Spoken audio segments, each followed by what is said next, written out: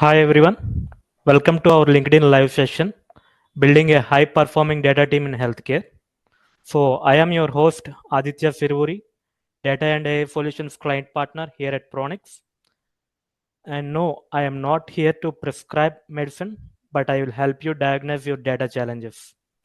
Let's face it, healthcare runs on data, but some organizations are still using tools older than their fax machines. If your data still screams 1997, you are in the right session today. We are going to explore what makes a healthcare data team not just function, but thrive. Think less chaos, more clarity, fewer spreadsheets, more strategy. So grab your notepads, settle in, and let's decode the DNA of Data Dream Team. So at Pronix, we help healthcare organizations scale smart from building data strategies and automation pipelines to make sense of messy data sheets. So we turn complexity into clarity without needing a PhD in pivot tables.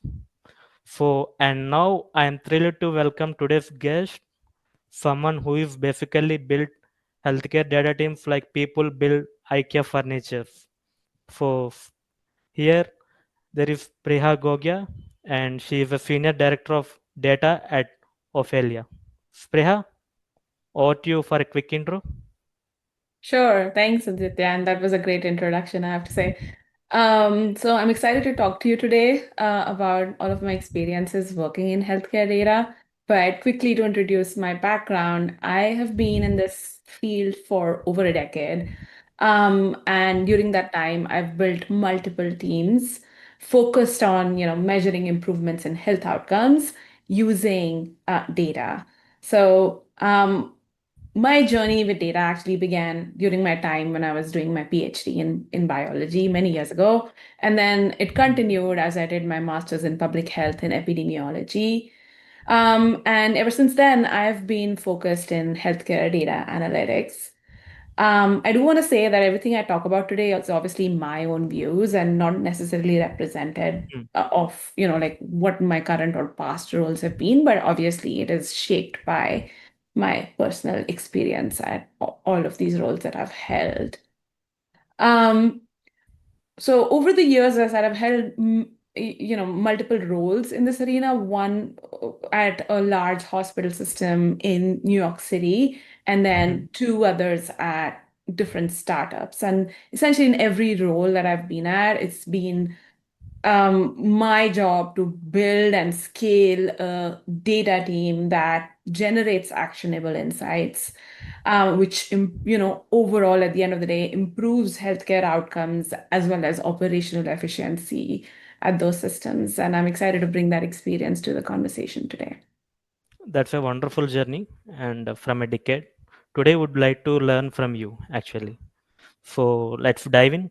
So, what core roles and skills are essential for an effective healthcare data team?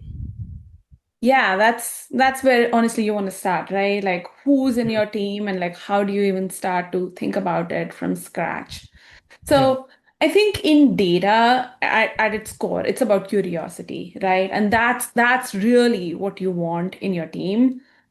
The ability to ask thoughtful, business relevant questions, even in the face of ambiguity. And there are many ambiguities, whether it's a small or a big organization. And a team that is robust enough to thrive within that is really what you need. So you want a strong analyst who starts not just thinking about the data, but also has a genuine interest in understanding what is the business trying to do and what is the overall context in which they are working. So analysts play, I think, one a vital role in translating the questions that the business has into a meaningful data analysis. So it's not like, hey, somebody asked me, I don't know how many patients do I have, or how many Mhm. 18-year-olds do I have? It could be as silly as that. But a good analyst will go a lot deeper and say, why are you asking that question? What truly are you trying to drive from there? And there are probably a lot more deeper questions you can answer beyond just that very first layer, if you have the right analyst. And in this, the experience and level of the analyst matters as well. So obviously it depends on what you need, but if you have an early career professional, then they will be more adaptable, right? They will ask maybe Hmm. a lot more questions, maybe a lot more silly questions, but honestly, there's no such thing as a silly question. It's really about how deep do you want to go in a particular problem. Um, on the flip side, though, if somebody's earlier career, obviously they need more training. They need the time and the bandwidth to be able to learn and grow, and you need to give them that time. So again, depends on what team you have and how quickly you want to be able to get to answering questions. So on the other side, you could have more experienced analysts who have a lot more technical expertise. But in that situation, assuming they're coming new to the organization, they still need to learn what the organization itself is doing and is, building on, so that they can become fully effective. So they need to understand the data structures, the policies, the tech stack, all that kind of stuff. So ideally, over time, you probably want a healthy mix of both experienced and inexperienced analysts, so that you're always growing and evolving your team. So that's the first core role. You asked me about several, so I'll talk about a second core role as well, Hmm. which is more newer in the field, I would say, which is analytics engineers. So when I was earlier in my career, data engineers were, everywhere, and really their primary responsibility was to bring data into a warehouse. But what happened was there was often a black box in what was happening in that process, mostly Hmm. because of the tools and the technology we had, which made it like seem that engineers are sort of like a layer away. And so there was, analysts had little visibility into understanding how the data was being brought in. And on the other side, data engineers were like disconnected with like how is the data actually being used? Because that's really, really important when you're thinking about, even just the ingestion and the transformation and all that stuff. So the good news is all that has evolved significantly, and now we have all these newer tools which support so much easier and more transparent ingestion of the data, which has shifted the focus more on creating data that is more robust and analytics ready. And that's where an analytics engineer comes in. So essentially, they're bridging the gap between having raw data um, and moving it more towards business ready data models, data tables that can be used to drive insights, either by collaborating with analysts or in some cases even themselves serving partly as the analyst role. And really, these two individuals or these two roles in your team would be the ones who work Hmm. directly with the business to answer questions and to make the data far more usable and again, like within the business context as well. So I will say that specifically the analytics engineer role is crucial in healthcare, since we're talking about healthcare here specifically, because there is a wide variety of data types that need to be integrated, to create a complete picture. So think about like, you have a hospital, you have a ER, you could have an outpatient setting. In all of these places, clinicians are taking notes. And then that's the kind of data that you're analyzing. You could also be thinking about employee level data, so like how many clinicians do I have, how many nurses, how many front end staff. Then layer in other types of data, and we can dive into this as well. But like there's claims data, there's data on the hospital administration itself. So it's really a lot of different types of data, which is Hmm. complex and all interconnected. And this is where an analytics engineer is trying to like help you bring it all together into a story. Um, and then there are many other roles, honestly, in a data team. These are the two primary ones that I've talked about, but you want to expand from there. Like maybe you want to get into predictive analytics, and then you want to think about adding a data scientist, or many in your team. Of course, data engineers are still relevant, so that's Hmm. its own type of role. I've had data product managers that help, on the development side, like what's being prioritized, how do we make sure that things are, flowing correctly.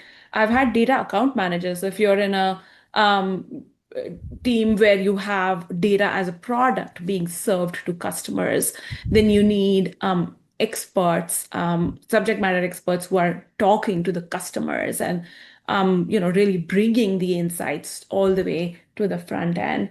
And then you could also think about having like DevOps for data because you have so many Hmm. tools and technologies that even administering those itself is its own role. So again, it depends on how big you want your team to be or can you have the ability to have, and you can continue to add more roles and responsibilities. Wow, that was a master class. So basically, don't just hire someone who loves Excel, but hire someone who is curious enough to question why it exists. Got it. Exactly. Absolutely. Yeah, you mentioned the both roles, analyst and analytics engineers. Okay. So how do you balance technical depth with domain expertise in healthcare context? Yeah. Um, so in healthcare, domain expertise is very valuable and often essential when you're working with healthcare data. Like I said, there is so much complexity in healthcare data, and there's so many different types of data sets. So Hmm. that you probably want your team to be familiar with that, right? And be familiar with the context of that. So, for example, who's bringing that data in? So is it a clinician making notes? Is it a financial counselor who's creating a claim? Is it a front end staff who's, creating the schedule or creating appointments? And all of that matters. And somebody who's a healthcare domain expert will think through all of those situations. Like I said, that's what you want to have in your team.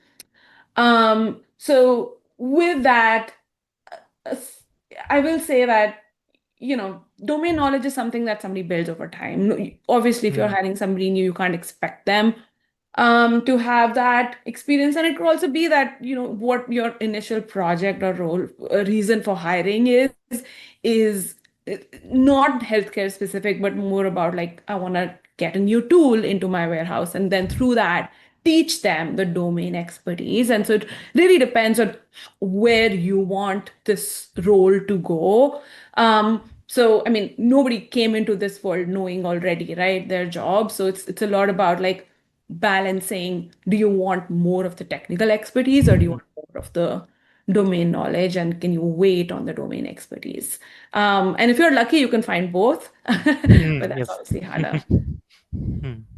So it's like hiring a translator, someone who speaks both SQL and a doctor.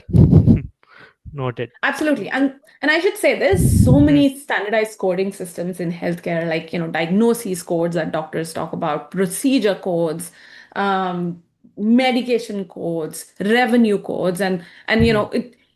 no, I don't work with everything all at once either, but it varies, right? Like in different points in my career, I've worked with Hmm. Hmm. different sets of those codes. And so when you're hiring, you might say that, okay, you know what, I really want somebody who can think about diagnoses. And it doesn't matter if they've not thought about claims at all, but as long as they've like thought about diagnoses, that's enough for me because claims data has diagnoses, so it's okay. And it really like depends on what you're looking for at the end of the Hmm. day. Yes. It might be need to update my LinkedIn keywords now as well. So how do you ensure alignment between the data team's priorities and broader clinical, operational, and regulatory goals of the organization? Yeah, this is so important. Really, like this is about strategy, right? And I will say when you're working in healthcare, every solution, whether it's big or small, it Hmm. must always account for all of those considerations, clinical, operational, regulatory. And data can actually play a pretty transformative role in that. Um, but first and foremost, you want your data initiatives to align with the broader strategic priorities of the organization. I've said this before, I'll probably say it Hmm. maybe three more times in this conversation. But it's really important that the data team works on projects that are directly tied to the business goals. And the way to achieve this alignment is to have data leaders included early in the conversation when new strategies, new products, or new directions are being considered, so that they can bring them back to their team and, like what the data roadmap looks like. Uh, the data leader serves as a critical connector, who's translating the organization's vision into something that is practical, and that, again, like leads to a data-driven roadmap. Because not only is the data team helping you, or a good data team, I should say, helping you measure performance, but it's also helping you explore alternatives, right? Like maybe there are some innovation opportunities that you want to consider, or maybe you've not even thought about, but the data team has gone ahead and explored them in the data and they bring them to you. And so that's where like you're putting data ahead of even where the org is sometimes. And so, again, always the guiding question should be like, where is the business trying to go and how can data help get there? And then being in that conversation obviously will only drive this further.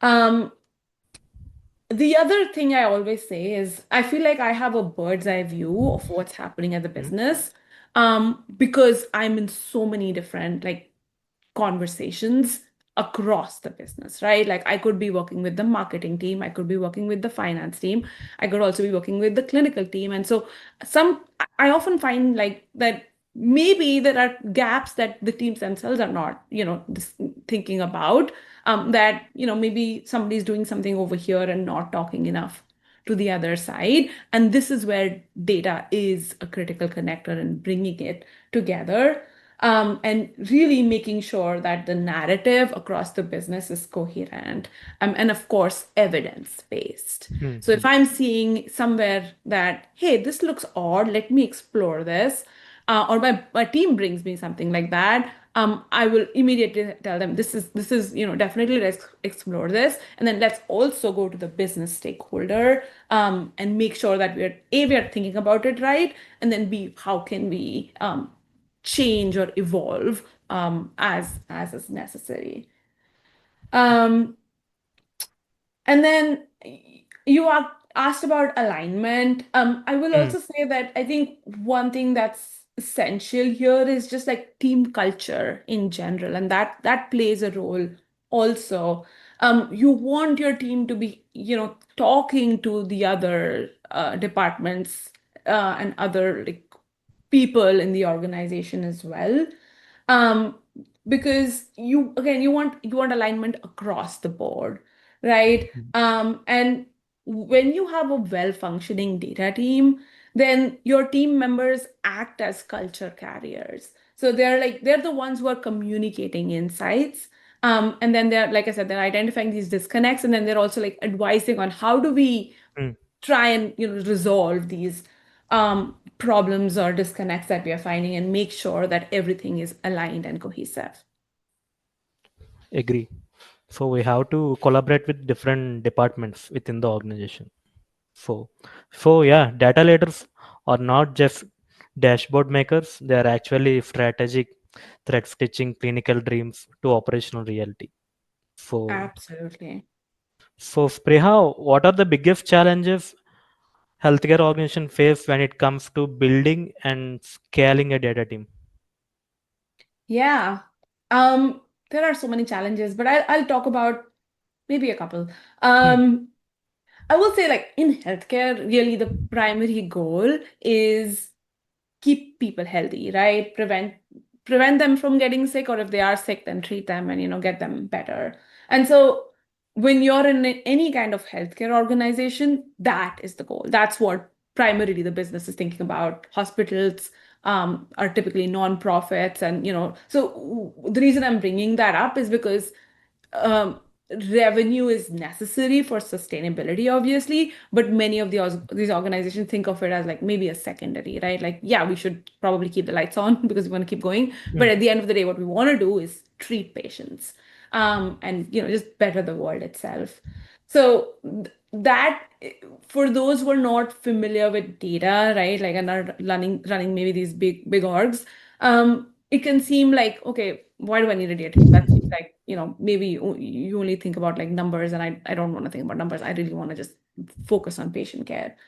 So in those cases, that can be a challenge, and it can be like hard to get the initial buy-in to even get a data team going, or get investment infrastructure and tools, talk about capacity of the team. And so really the question then becomes, how do you create buy-in in such an organization? Um, and I think it boils down to showing what the value of a data team truly is. It's showing that measuring is essential to any kind of mission, right? So no matter how mission driven an organization is, they should be measuring their impact. They should be trying to understand like how can they do better. And so in the healthcare context, that's asking basic foundational questions like how many patients are we serving, and where are they Mm, located, how do they look like demographically, geographically, what are the conditions that are most common in those patients, where are they showing up for care? Like you don't want patients hitting the ER every single day. You don't want patients coming to the inpatient unless, a truly critical event occurs. And then can you avoid that? Can you circumvent that? And so all of that is easier for mm, data to answer. So consider it like low-hanging fruit. And now you've already brought some value, right, to the mm, organization. And this is tangible. Like once a, a organization starts to see some of this data, they will have so many more questions to ask. And now you're in this already in this world of like, okay, now I understand why I need this team, and maybe I should invest more. Um, the other thing that happens, honestly, is people talk about KPIs, and mm, like how am I doing? But KPI is really just a start. Truly, the value of data comes in when there's a change, or when there's something that's out of the norm, and then you go and dive deeper, and that is where the data team excels, right? That's really what they're there for, because they can help answer really far more advanced and deep dive questions. So again, like healthcare orgs would want to know like overall what do our outcomes look like, and how have they changed over time? What are the kinds of chronic conditions that our patient populations are, suffering from? And then thinking about operations, do I have the capacity to meet demand? What does my demand look like? Because doctors are out there thinking about, treating mm, patients. They're not thinking about how many patients are coming in through the front door or not coming in because of lack of access. And then all these orgs measure different things like net promoter score. Like, so they have patient surveys going out asking how the patient did, but are they actually evaluating the outcomes? That's where, mm. again, data team would come in. So all of this, I think, helps the organization think of data as an essential asset and not just a cost center. Um, One other well, I Mhm, have to, I can't not talk about AI when I talk about the value of a data team. So I will say that, for over a decade, we've been talking about data as the future.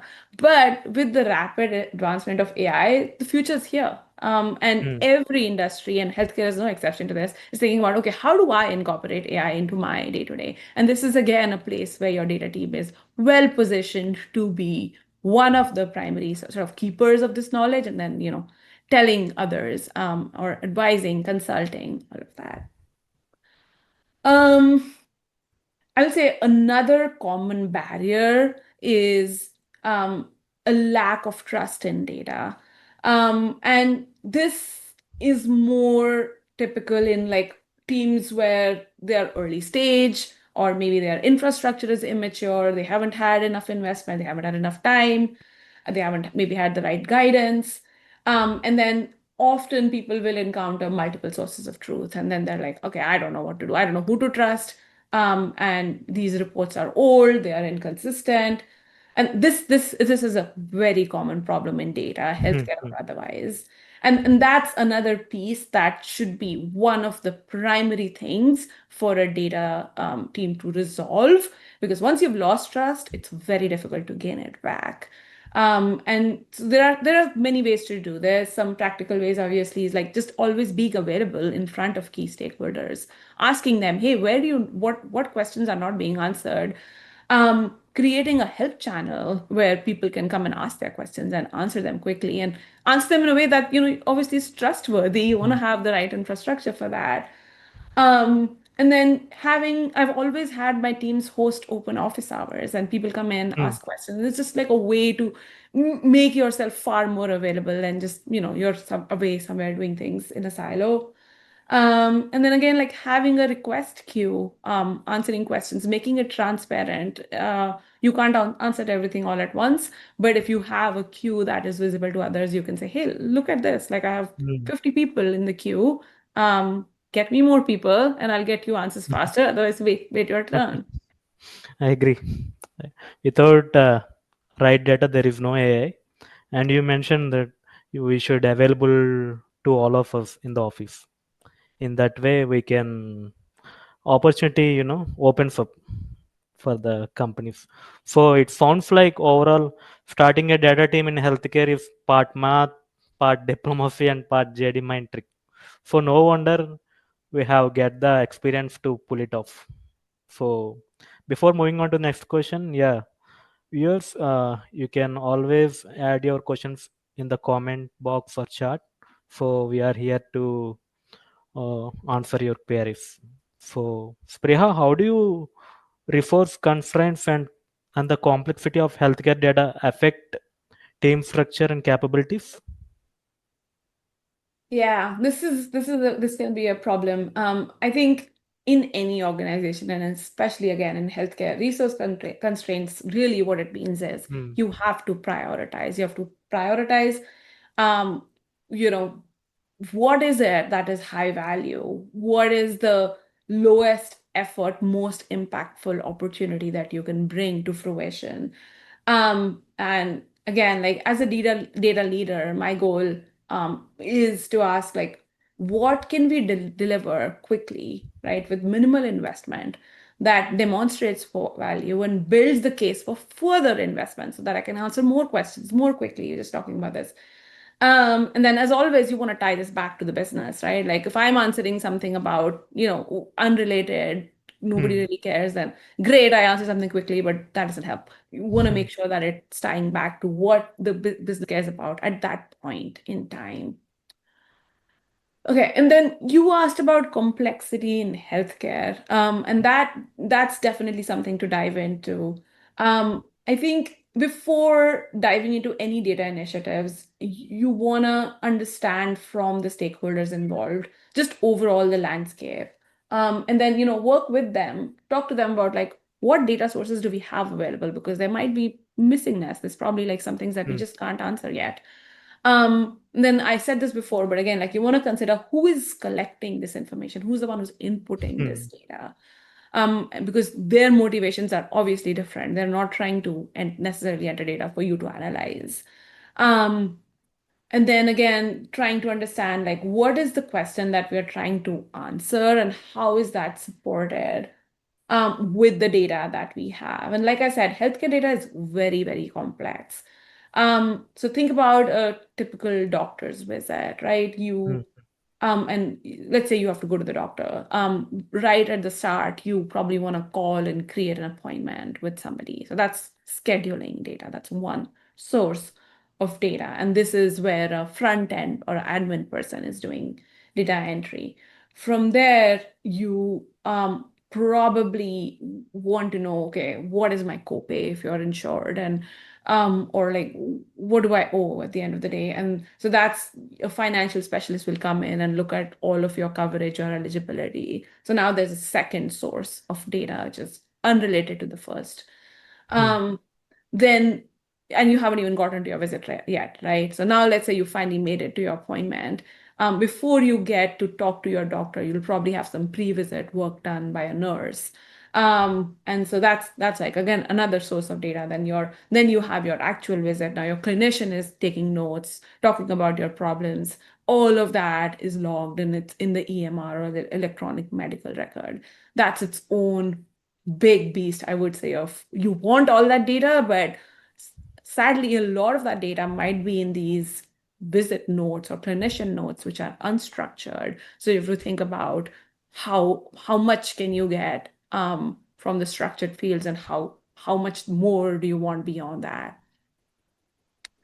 Then there is the post-visit stuff. Let's say you completed Hmm. your visit, you got what you wanted, but at the end of the day, there has to be like transactional data on like a visit occurred. Now we have to close that visit. That happens in the back end. You don't necessarily see it, but what you do see at the end of the day is, your insurance claim. And so that itself is a whole cycle of the provider is sending that claim to the insurance that you have. And then that has its own set of transactional data being created, and claims data is its own big source in healthcare. And then let's say the provider prescribe some meds for you. So now we've created pharmacy data that also there are many different types of pharmacy data, and then Hmm. pharmacy claims as well. And then there's like data about your facility itself, data about your patients. Maybe your patients are like calling in with problems, and that could be its own data set. So again, like a data team is bringing all of that together, and trying to make sense of it based on the question that is being asked. So then I know originally what you asked me was, how does this matter, right?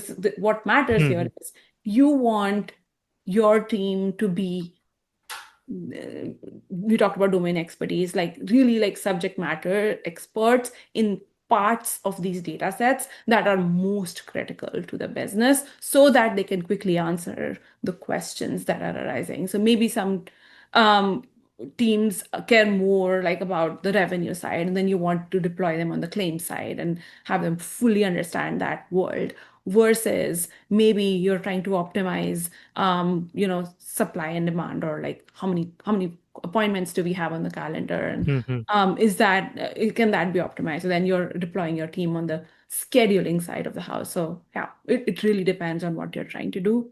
um So it's not just about working smarter, it's about choosing which mountain to climb with yeah, one rope. absolutely.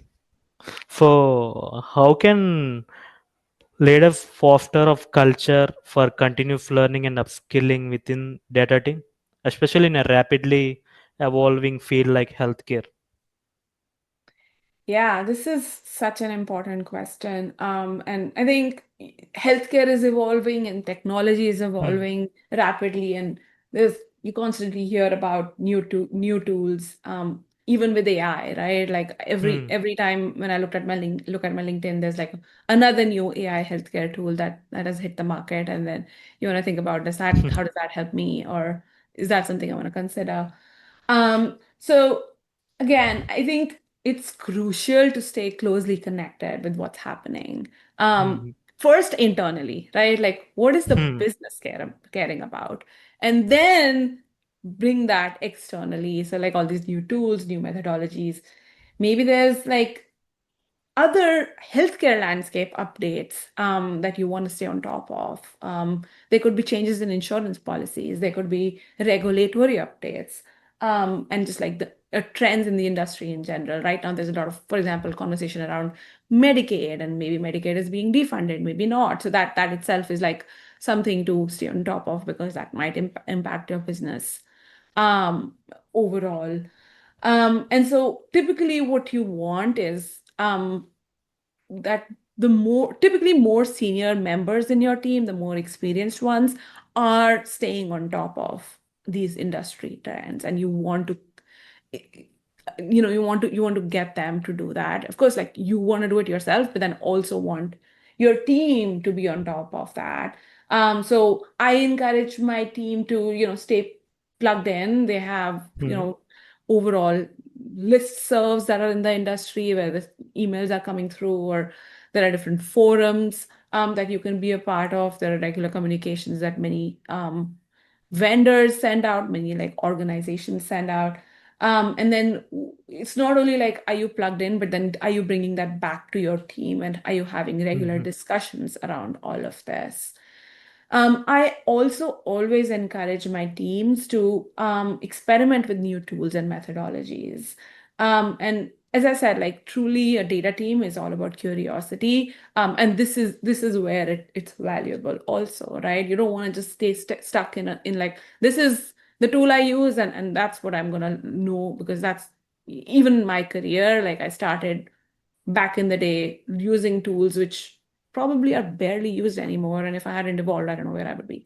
So that's how I motivate my team. Mhm. I definitely want them to be aware of everything that's happening around them. I motivate them to attend local meetups. There are so many things happening. There are Meetups. online events. We are in one right now. Mhm. Conferences, vendors often sponsor events. And so really it's about staying on top of all of these cutting edge tools, and how the Mm. industry is changing and It's evolving. learning daily. Yeah. So upskilling does not always mean fancy conferences. Sometimes it's just a coffee shop, curiosity, and stubborn love of learning. Hmm. Absolutely. And I will say that, it doesn't have to be an expensive investment. Mhm. Like I've always worked in teams where there's been resource constraints. We've not necessarily had the, money to spend on like Hmm. conferences and I've still been able to find ways to get my team upscaled. Like I remember in one team, we actually took the time away. We went to a coffee shop and we actually like Hmm. sat there for like 3 days and trained on something. There was a training we Hmm. had, online training we had access to, but just like shutting off the noise in what happens in an office and instead Hmm. just like Hmm. being in a coffee shop, focusing on that training, we were able to come out of it and use that tool effectively after that. And really all it cost us was 3 days of work. Um, yeah. Okay. So Spriya, what are some proven strategies to attract and retain top data talent, especially in a competitive hiring landscape? Yeah, this is a good question to dive into as well. I think, like I said, like the best data professionals are naturally curious and also eager to learn and upskill. We Hmm. just talked about that. And so this is really the quality that I'm hiring for, that I prioritize when I'm hiring. And then that's what I'm also like helping them maintain and evolve over time. And so that itself is a retention. You can think of it as a retention tactic. I think Hmm. of it more as like, is my team, happy and then at the same time growing for themselves and then for the business as well.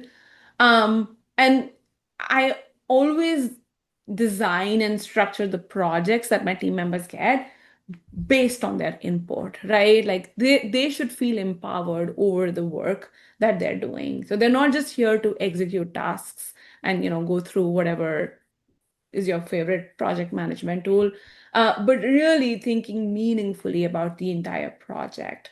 And then when they bring that meaningful, project Hmm. to fruition, I want to showcase their work. So I bring it to the rest of the organization and say, hey, this person did this work. Big shout out to him, and here's the impact. And making that connection really helps motivate the teams to like want to do more. And in general, in healthcare, it's kind of nice because anything you do should probably have a positive impact on society as Hmm. a large. And so it just makes it easier for me to make that, case. And then when you have a talented team, they want to work on meaningful problems. And so that just like in and of itself is a retention tactic. The other thing is giving the team members freedom to not only like curate the projects that they work on, but also like come up with their own passion projects and Hmm. give them the space to sort of explore those. Of course, they have to Hmm. be within reason, right? Like you're not gonna If in a healthcare team teach them how to, I don't know, take apart a car. But at the same time, you want to give them the freedom to grow and learn. And we talked about upskilling, and there could be that like, I want to use this new tool and I still want to work in this project, but I'm going to do this new thing here. And I'm like, okay, sure, go for it.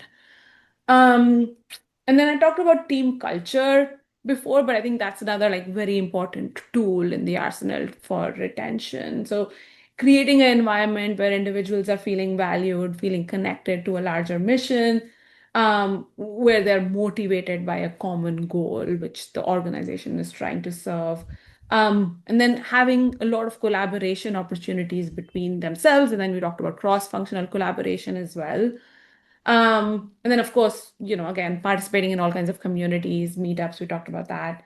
And then always injecting some fun along the way. We are all Hmm. here, right, to work, but how much, Yes. how can you make it a fun place Hmm. where the team thrives? Agree. That's kind of freedom I give to my team as well to obtain the results. So I love that curious minds and passion project for ping pong tables. That's the kind of retention strategy we can all get behind. So yeah, it's time for Q&A from the audience.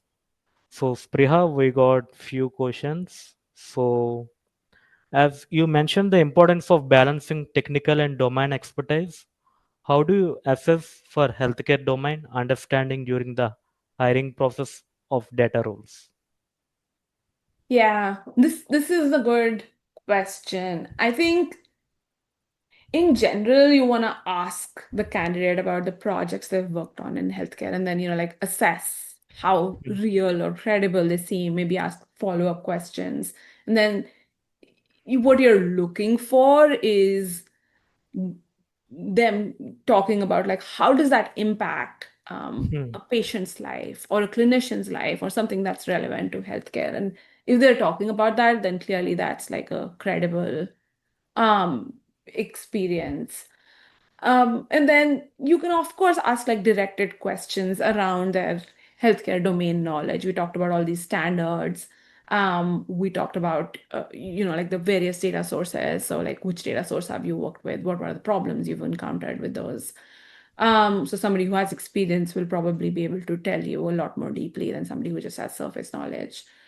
Um, and then again, like if it's somebody who's truly invested in healthcare, you should ask them about the industry, right? Like what's happening, mm, what is mm, exciting you about the future. And then somebody who's truly in it will give you a much more real answer than somebody who's just like maybe sitting and doing chat GPT on the side. I don't know. mm. Agree. So thank you. So another question was, in your experience, what's the biggest blocker for non-data teams to embrace data-driven decision making, and how do you tackle it? Biggest blocker for driving data decisions. That's the Hmm. question. Um, yeah, I think it is the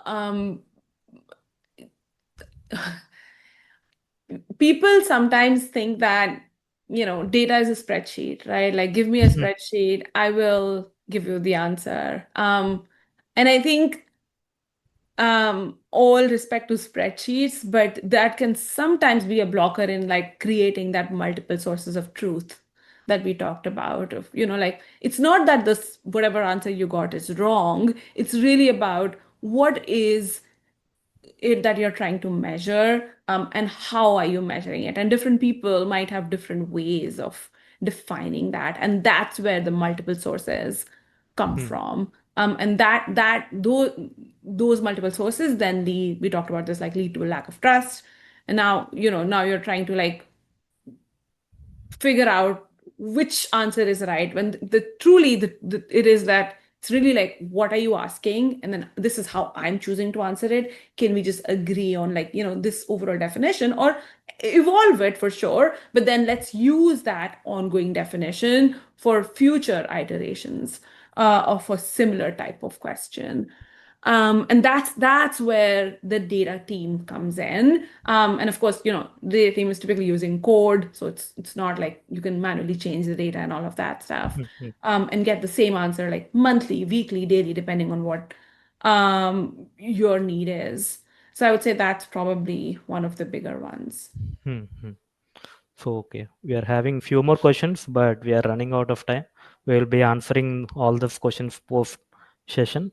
So, thank you all for joining today's electrifying session on building healthcare data teams that don't just check boxes, they break barriers. So, Spreha, your insights were not just short, they were inspiring. And if there were badges for data wisdom, you will be wearing all of them. So, Thank you. at Pronix, we are here to help you turn your healthcare data vision into measurable action because in a world full of buzzwords, we believe in outcomes.